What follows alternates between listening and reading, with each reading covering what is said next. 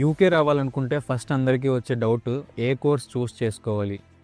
Wrong course చూస్ చేసుకుని future damage చేసుకోవడం కంటే కొంచెం రీసెర్చ్ చేసి మంచి కోర్స్ తీసుకోవడం బెటర్ కదా.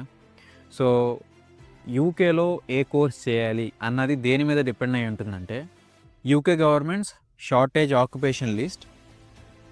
మనం ఏ కోర్స్ చూస్ చేసుకోవాలి అన్నది ఈ షార్టేజ్ ఆక్యుపేషన్ లిస్ట్ని చూసి మనం చూస్ చేసుకోవాలి. ఎందుకంటే ఈ షార్టేజ్ ఆక్యుపేషన్ లిస్ట్లో ఏవైతే జాబ్స్ షార్టేజ్ ఉంటాయో, ఏవైతే జాబ్స్ ఇంకా ఖాళీగా ఉంటాయో ఆ కోర్సెస్ మనం చూస్ చేసుకుని వాటిలో కంప్లీట్గా నాలెడ్జ్ గెయిన్ చేస్తే మనకి యూకేలో స్పాన్సర్షిప్ వచ్చే ఛాన్సెస్ ఎక్కువ.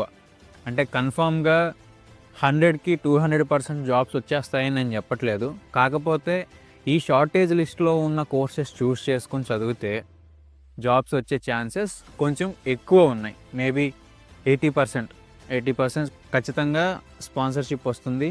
ఈ షార్టేజ్ లిస్ట్లో ఏవైతే జాబ్స్ ఉంటాయో దానికి రిలేటెడ్ కోర్సెస్ని తీసుకుని ఆ కోర్సెస్ మనం కంప్లీట్గా నాలెడ్జ్ గెయిన్ చేసి చదువుకోవడం బెటర్. సో నేను ఆ షార్టేజ్ లిస్ట్ని అంతా రీసెర్చ్ చేసి ఒక 10 కోర్సెస్ని తీసుకొచ్చాను. లైక్ ఎలా అంటే